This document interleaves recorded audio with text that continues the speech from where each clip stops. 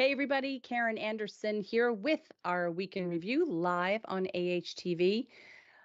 Bear with me if I have to clear my throat because I had the creepy crud, and this was creepy crud. This wasn't like, I mean, this was creepier than when I had COVID. And this was created like double pink eye. I mean, the no voice thing is whatever, but it's just coughing so. I didn't think it was possible for a human to cough so much. And I do not sound cute when I cough. I can tell you that right now. Clearing my throat's one thing, but coughing, not so good. So, like, be careful out there, people. Some nasty creep going on. All right, before we get started, I'm going to ask you to please click like, please click subscribe, click the bell so that you're notified every time we go live. I believe we are going live with somebody next week. I feel like I've been away forever and it's only been a week or so. So, yeah, we'll check it out when we get to the event section. But we've got 3 live events coming up. No, 4 this month. I'm pretty sure we've got 4 different live events coming up in July from now to the end of the month. So it's going to be very busy. And if you click that bell, you're going to get a notification that bing, Aortic Hope is live doing something right now. And you may want to join in because I guarantee you that at least during one of them, we'll be giving away a gift certificate to Lauren's Hope. So that's going to tell you right there who we're interviewing. And that is always a good fun time. So, all right, let's get started. Let's talk about our Medical Monday. And I should probably have a little notepad here so I can keep track of who joins us today because I do love to give my shout outs. All right. Now my son says I sound like a little car that's trying to rev up when I try to clear my throat. All right, here we go. So this was from Samantha, our latest medical student that's volunteering with us. And she basically said, "Good morning, back with Medical Monday. And the topic for the week is coarctation of the aorta." That's going to be something interesting. So let's take a look at this visual here. So this is what a normal aorta looks like. There's the normal aorta right there. And there it is. And this is what happens when there's coarctation of the aorta. It's a narrowing that's created. You can see it right here as well. It's a narrowing that's created. So let's talk about coarctation. So coarctation of the aorta is a congenital condition, actually. So it's not something that you would develop. This is something that you would be born with, if it makes you feel any better. Kind of like a bicuspid valve. That does not just develop. That's something that you're born with. It's a congenital defect. And it's characterized by the narrowing of the aorta, which, as we know, is the major artery that carries blood from the heart to the entire rest of your body. And this narrowing can lead to various health complications if left untreated.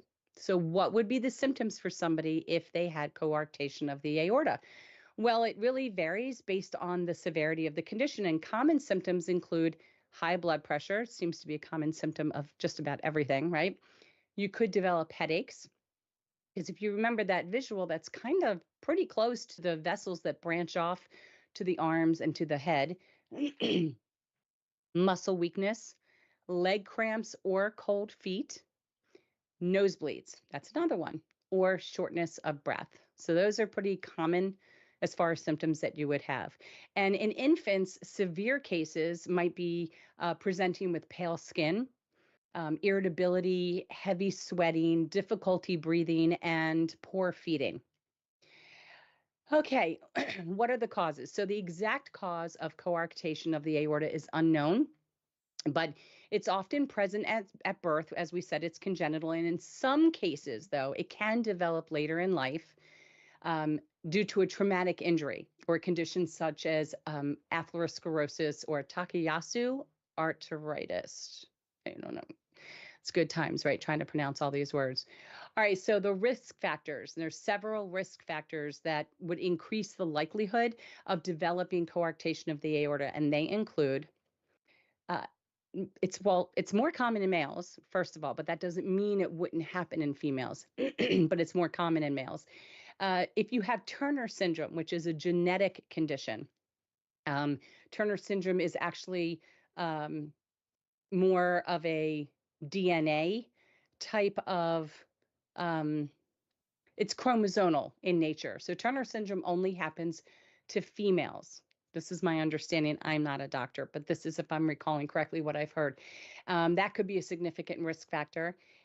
Associated heart defects. So that'll often occur. This will often occur with other congenital defects, such as a bicuspid aortic valve, subaortic stenosis, patient ductus arteriosus. These are fun words. Atrial septal defect and ventricular septal defect. Gonna have to Google those words. All right, but if not treated, coarctation of the aorta can lead to several complications. So these can include chronic high blood pressure, and we all know what happens potentially with chronic high blood pressure. You can develop an aneurysm. Brain aneurysm or hemorrhage is another possible complication. Aortic rupture or dissection, heart failure or kidney failure. Even post-treatment, complications such as recoarctation, believe it or not, high blood pressure and aortic aneurysms can occur, necessitating lifelong medical follow-up. So the way that you would diagnose this would be a physical exam. So the doctor might detect a murmur or differences in blood pressure between arms and legs. And some of the diagnostic tests would include an echocardiogram, an electrocardiogram or ECG, an MRI or CT, a chest x-ray, or a cardiac catheterization. And the way that this would be treated kind of varies based upon the severity and the age of the patient. Medication tends to be prescribed, such as blood pressure managing medications, both before and after a surgical intervention. And in infants with severe coarctation, medication can keep the ductus arteriosus open to allow blood flow around the narrowing until surgery can be performed. Surgical and procedural options. So there's several surgical and procedural options that exist to treat coarctation of the aorta. One would be balloon angioplasty and stenting. That tends to happen in a cardiac cath lab. And that would be a minimally invasive procedure to widen the aorta and place a stent. You can also do a resection with end-to-end anastomosis. That would be the removal of the narrowed segment and reconnection of the healthy parts of the aorta. There's also a subclavian flap aortoplasty. That's a new word for me. Using a portion of the subclavian artery to widen the aorta. You can do a bypass graft repair, which is rerouting the blood around the narrowed section. And that would be using a graft. And you can also do patch aortoplasty, widening the aorta with a synthetic patch. All right, if you're living with coarctation of the aorta, excuse me, patients with coarctation of the aorta require lifelong monitoring to manage blood pressure and detect potential complications. Regular exercise, careful consideration of pregnancy, and preventative measures against heart infections are important aspects of managing this condition. And coarctation of the aorta is a serious condition that requires prompt diagnosis and treatment to prevent life-threatening complications. Advances in medical and surgical treatments have significantly improved outcomes for those affected. If you suspect that you or your child may have this condition, you want to seek medical care promptly. That's all for this week. Have a great day. See you in 2 weeks, which will be next week for the next post. Thank you, Samantha. Always interesting to learn new stuff with big words. That's what I say.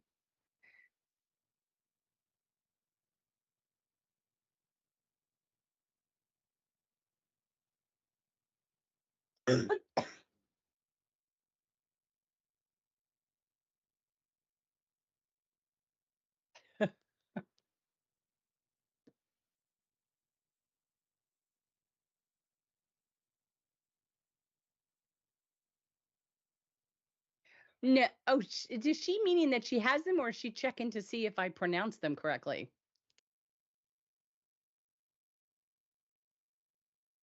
Thank you, love. Thank you very much. I appreciate it. Hello, Miss Bishop.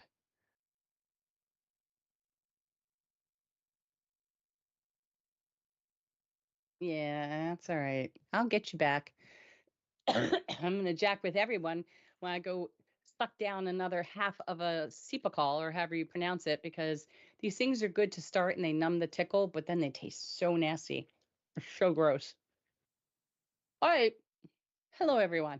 Thanks for joining. We're going to move on to Topic Tuesday, and we're going to take bets if I can make it through this whole thing before my voice starts to give out. All right. This is a biggie. This could do it right here, but let's see. Because as you know, our topic Tuesdays are from our med students and our resident, and it looks like this one's from our resident Duke. So, everyone, we hope your week has gotten off to a great start so far. Today, we're going to cover coronary artery and vein vessel anatomy. So excited. The coronary circular system is crucial for supplying blood to the heart muscle itself, enabling it to function effectively. And this system comprises coronary arteries and veins, which are well adapted in their roles in maintaining the health of the heart muscle. Let's talk about coronary arteries. So we're really getting into the heart here. We're kind of going outside of just focusing on the aorta, because why not learn all about the heart while we're at it, right? We should just learn everything. Coronary arteries are responsible for delivering oxygenated blood to the myocardium, which is the heart muscle. There's two main coronary arteries, each branching out into several smaller arteries to ensure thorough perfusion. So you have a left coronary artery. You have the left main coronary artery. This short artery branches from the aorta shortly after it leaves the heart and quickly divides into two main branches. The left anterior descending artery, or the LAD, that runs down the front of the heart, supplying the front and bottom of the left ventricle and the front of the septum. This is all like another language to me. I would hope there's going to be a visual as we get further down. The circumflex artery circles around the left side of the heart, providing blood to the left atrium, the side and back of the left ventricle. It can give off several branches, including obtuse marginal arteries. There's also the right coronary artery.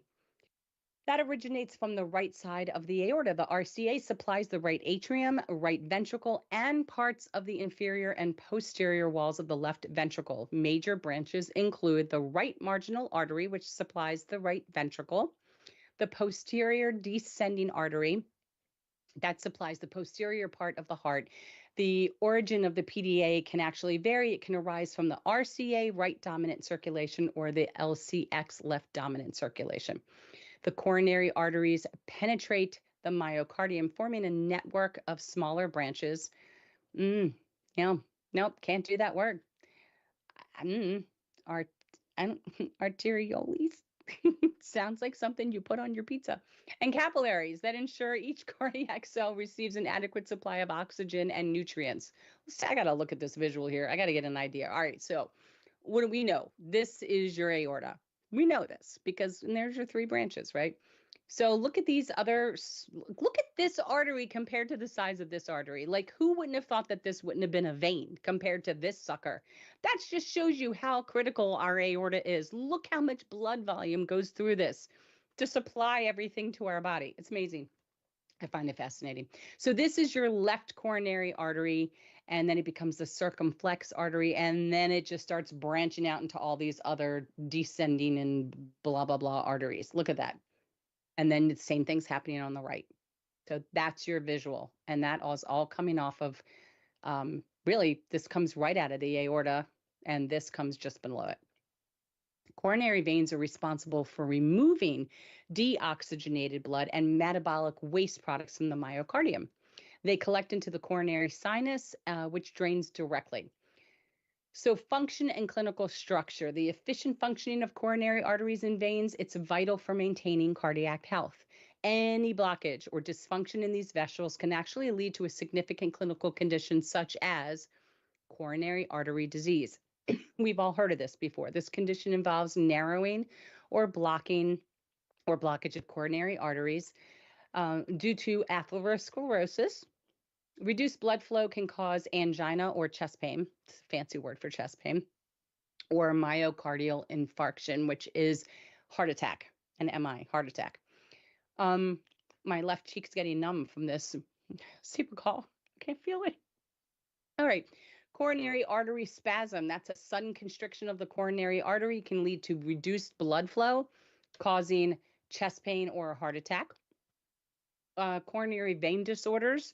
Conditions like coronary sinus thrombosis, although rare, can impair venous drainage from the heart and lead to complications. So here's an idea visually of coronary artery disease.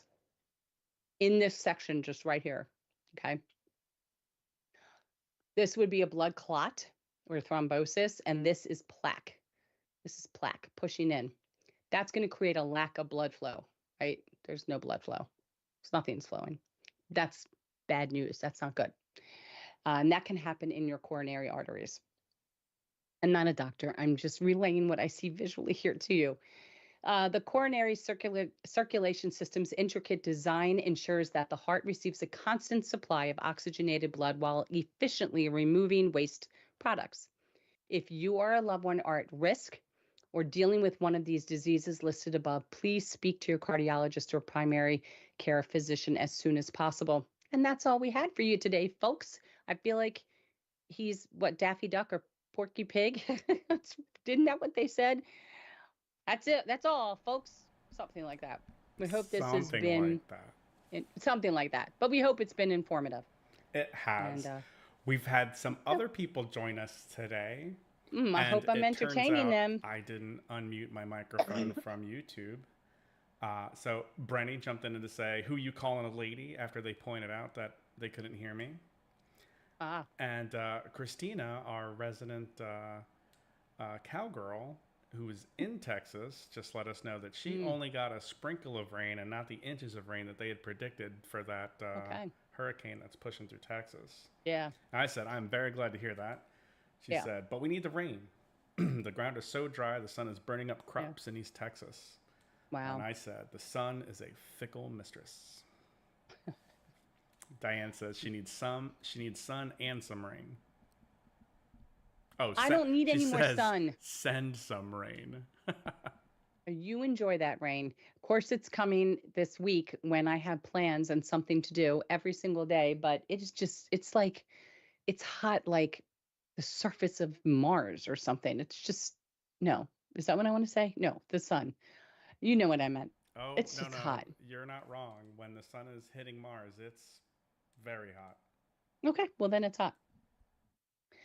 I found a video of myself from 22 where I went on this just rant about how hot it was. I cracked myself up when I watched it in the memories. It was just a great rant about how I must have irritated somebody because hell has come onto earth. I mean, I was losing my mind. It was so hot. Yeah. So, all right. Well, we didn't have a post for Thursday because it was happy 4th of July day. So I hope everyone enjoyed your fireworks, your barbecuing, whatever it is that you did. If you were celebrating the 4th of July, I I guess did, actually. you did. Oh, I know I you did. did. I know you I did. had the opportunity to be invited to go to, well, I mean, I was invited because I'm local now. But we went up onto a mountain. I think some people might have heard of a place called Ski Liberty. Oh, yeah. Uh-huh. And apparently, many years ago, a very wealthy family decided to have 4th of July there. Well, it's completely free, so that was really awesome. They Nice. had the Reagan years was playing through the rain, right? They're so good. It was fun. It was a lot of fun. And what I took away from this was it was like being at a festival without any rides. Like they had Yeah. the food trucks out there. There were hundreds and hundreds of people. And I Very mean, nice. I couldn't think of anything more patriotic than celebrating this country's birthday on a mountain to a rock band in the Yeah. rain. It was awesome. I had so much fun. Did you get any fireworks or no, they couldn't, they Oh, had to no, no. So cancel? we had a bunch of them going off kind of around, but the Mm-hmm. big main event, like they did the whole, hey, we got to do some drying. Yeah. So we're going to play another set, and then 30 minutes went by and they were like, well, we're going to try another, and the party that I That was didn't with was happen. like, we've been Yeah. out here. So maybe this will be kind of a shout out. I was introduced to a beverage from a company called Mason Dixon, and it Okay. was vodka with lemon iced tea. I think that's what it Okay. was. Anyway, it was delicious, and some people couldn't finish there, so Is I it twist had, like is that like twisted tea? yeah, but it's like a regional place thing. I don't Oh, know. okay. So Joey, he went and he grabbed one of their business cards, and he's like, "We're gonna have to go find out what their food's like if their drinks are this good." Yeah. Uh, he had Yeah. he had lavender iced Oh, I would tea. like that. Yeah, Oh, he I said it love was that. delicious. So I don't know. Yeah. But all in all, Nice. I had a fantastic multiple. We're going to go ahead and call it a bender. It was a bender of a weekend, right? I know. And when you sent me Yeah. that message about the board of directors meeting, I was like, no, I can't. Cancel it. I'm hungover. And I'm like, hooey, they don't need you. Go be hungover. We're moving on. Yeah. But I'm glad. I'm glad you had a good time. I was in fetal position, doing absolutely nothing, listening to fireworks on either side of my home, one from a golf club, one from in town, that if I stand just right, I could have seen them anyway. Um, what are you going to do? Catch it next year. Yeah, next year. Yeah, I hope exactly. we do the same thing, and I hope that it's not a heat wave, Yeah, right? right? Because whoa, it even up on the mountain, whoa, Yeah. very very toasty. Mm, Diane says I'm she sure. drinks them, so I'm curious. Oh, okay. Yeah, All right. I want to try the lavender. Yeah. All right, we're moving on. First Friday fundraiser happened, you guys, and we offered 20% off through the 10th. You don't even have to enter any codes or anything. We have another one starting in 2 weeks, but look, it's a hot start to summer, perfect time to grab some summer gear. We actually added tank tops that are in the shop and they look great. So there's a redeem button at the very top of our spread shop. Um, in our Hope Shop, and you just click the redeem button, and the 20% off automatically gets added in your cart. So it's off of everything. There's the link to the shop. And matter of fact, let me see. I think I can click right on it and show you. Look at that, 20% off of everything. 3 days left. Just click it, and it automatically puts it right into your. See, it says redeemed. Goes right in there. Super easy. Okay. So you don't delay. Grab some swag today. That's what we say. Uh, but there's so much. It's off of everything. So you have to remember it's hats, t-shirts, even if you want to stock up now on some sweatshirts, tank tops. What else we got in there? Just so much stuff I can't think. I just am envisioning a teddy bear. I know that's in there. There's stickers, there's tote bags, there's everything. 20% off. So grab some stuff now and you'll be loaded through the summer. There might be towels, there's all kinds of fun stuff. Okay. We were up to Survivor Series. I think that oh no, maybe this is a new one. Yeah. So this is a Survivor Series featuring Anthony Husky. I am going to tell you, I did not read anything because I was not online at all this past week. But as I'm scrolling through this real quick, I'm, you know, wow, this story goes back to 1994. Okay, this is interesting. So 94, that would be, what are we, 30 years? it is 2024. Holy hell. That's 30 years. Yeah, I added it right. So that's amazing. I love stories like that. And he goes through everything that happened to him and had a dissection. He's still here 30 years later. That's something to aspire to, but we would love to hear your stories of inspiration. There is a form. You can click it, click the link, fill it out. Molly or Josh will be in touch with you because you can tell your story of survival 3 ways. You can do it in written format, you can do it in pre-recorded video, or you can go live like I am and then take some questions and comments from people that are paying attention and watching while you're going live. We don't care if you're the survivor, if it's you and your spouse or partner or family member. We love hearing from the caregivers.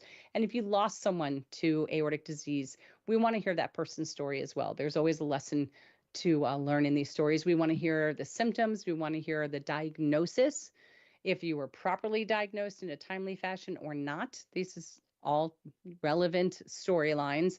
And we want to just get an idea on where you are and what's going on with you. So when you get a chance, check out this story. I just perused it super fast and it looks very interesting.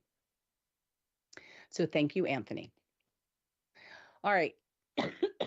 I don't know why this keeps happening. I have loaded this now 2 times. We're going to go in here again and see what's going on. We're having a thing. Hopefully it doesn't go away again. On Sunday, we just wanted to remind everybody about our collaboration with Lawrence Hope. This is ongoing all of the time. It's really important to consider wearing a medical bracelet, whether you have an aneurysm, you've had a dissection, you have both. It doesn't really matter. This is going to really help a first responder treat you accordingly if your emergency is related to this, right? Or if you were in a car accident and they see this medical ID bracelet, which has the universal medical symbol right there, they're going to know to flip that sucker over and just read briefly some of the acronyms that have been established by the first responder community that Lawrence Hope utilizes in their bands.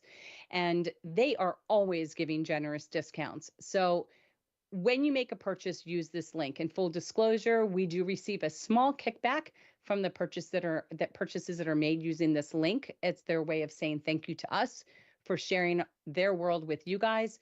But 100% of the monies that we receive are all used towards our initiatives. No one within the organization is compensated, but you should check out what they have to offer. There's something for everyone, whether it's a dog tag, a keychain, a bracelet, a sporty waterproof bracelet or rubber bracelet, something that looks like a watch band. There's so many different types. I guarantee you'll find something that you like. And you can also ask to speak with somebody to kind of get their opinion and their guidance on some of those acronyms to use on the back, like if you have an allergy or if you want to use an acronym for blood thinner. I mean, they typically give you 5 to 7 lines, but you only have so many characters. So what's the best thing to really share with a first responder? And typically it would be any allergies, obviously. Blood thinner, if you're on a blood thinner. You don't even have to tell them what blood thinner, because what if that medication changes to a different type? What if you go from warfarin to Eliquis or to Plavix? Just put blood thinner, that should cover you. You might want to tell people if you have an IV contrast, allergy, if you have a pacemaker, things like this. So you want to learn how to properly note that on the back of your tag. So you can always give their customer service line a call and they will work with you on that. So that's a little bit more about our collaboration with Lawrence Hope. And also, yes, when it comes to Lawrence Hope, one of the things that she said that I thought was the most impactful was, when do you have this discussion about getting a medical ID bracelet? Definitely not during an emergency surgery. No. Right? Definitely not in the weeks leading after the emergency surgery, when the drugs are still kind of everywhere and you're, writing notes down that you can hope you can read later. Right? Yeah. So, I think you need to give yourself at least a year to settle in, because so many things change in that first year, and then come around and maybe have that conversation. Right. So I feel very good about our collaboration with them. I love that. Mm-hmm. Me too. Until she kicks my butt when we play trivia. It's also my favorite thing. I know it is. I know I'm not Molly, but Molly took my one on the first when I was sick. So I know this says Molly. All right. So we have our bereavement support group meeting on the 9th, which is tomorrow, Tuesday, the 9th at 7 p.m. We also have one of our support group meetings. It is at 10 p.m. Eastern. All of our times are Eastern. That is for anyone to join. We always have our hangouts at 2 p.m. on Thursdays. Qigong is every Sunday at 12:30. What else? We've got our live Q&A with Dr. Prakash coming up on the 16th. That's one. We've got Lawrence Hope coming up on the 24th. And I have 2 more that I still need to add, because we're going to be meeting with the creator and the founder of Vascular Heart Community.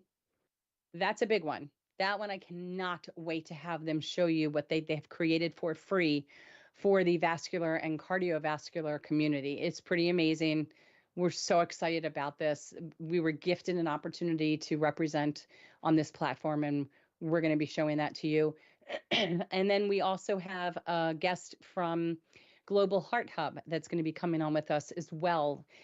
We are a new affiliate with them. They have 3 main pillars: women's heart health, cardiomyopathy, and heart valve disease. And we are part of 2 of those 3. And really what that organization does, they're not patient facing. They work with a lot of advocacy organizations, us including Mended Hearts. Rock from the Heart is now on there. They came on a little bit after we came on. And Heart Valve Voice, I think, is another one that's on there. And there's like they're in 17 different countries. And they brought us all together so that we can share best practices on the best ways that we can support our community members, ways that we can help advocate for you, communicate, teach you how to advocate for yourselves, et cetera, fundraising tips and all kinds of different suggestions. And they are global. And so they've actually invited us to come and enjoy one of their educational events about advocacy and communication, which is happening in September in Milan, Italy. And Jenny, one of our board members, our director of administrative services, she will be attending that meeting representing Aortic Hope. So we're super excited about that. And they will come on board and explain to you a little bit more about what this relationship means for us and for all of you moving forward. So 2 more really exciting live events, fitting them in before the end of July. And then I think we may take a little mini break, little breaky on live. A lot of live events in August because we're going to be hitting it so hard in September. I cannot even believe that Aortic Disease Awareness Month is like less than 2 months away. It's insane. So much amazing stuff's going to happen in the month of September, and we're excited to bring everything to you. So, yeah, thank you for everybody who joined today. Velda, John, Christina, thank you, Molly, for subbing for me. You're awesome. I appreciate you, girl. And yeah, I think that's kind of all we got today, Josh. I got through it. I would have lost my $20. You should have taken me up on it. No, you did fine. And also for Kevin Songer, he ended up with a bug this weekend. So, let's all hope he gets better. He bounces back pretty quickly. I know how excited he is about Qigong. And, when he can't do it, he sends me these little like, hey, I'm not going to make it. And I always feel terrible for him. Yeah. Yeah. Hey, love to Velda. And you know why. I don't need to say why, but you know why. We are all there 100%. Yeah, I don't like the creepy crud. Creepy crud is bad. Yep. And it's creepy. It's creepy. Yeah, all you right. had it in your eyes. That was crazy. It was disgusting. But I did manage to catch A Quiet Place day 1. And I went to the movie by myself. It was like nobody there so that I could hock up another lung. I'm all under antibiotics, so I'm not like contagious at all. But you can, and that movie's quiet. So I realized it and I'm like dying because I just want to hock, like, but you got to wait until it gets really loud and scary. And then you can cough and nobody can hear you, the few people that were in there. Otherwise, you have to be quiet. So you don't even want to chew your popcorn because you're fearful if you make a noise, the scary alien's going to come get you. So it was so much fun. I loved it. It was a great movie. I thought it was so good. I just digress. Okay. That's all I got. Do me a favor. What? Well done? Well done. Thank you. Click like, click subscribe, click the bell, and we will see you all next week on Monday. Have a great week. Take care.